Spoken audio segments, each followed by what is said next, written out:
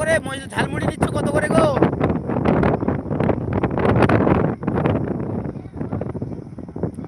ও ঝালমুড়ি ভাই কত করে নিচ্ছ?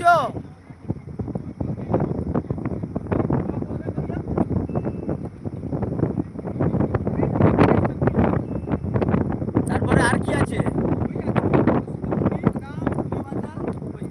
হবে খুচরো, হবে খুচরো, 100 খুচরো হবে, 100 ইয়ে 500 খুচরো হবে। না 500 টাকা।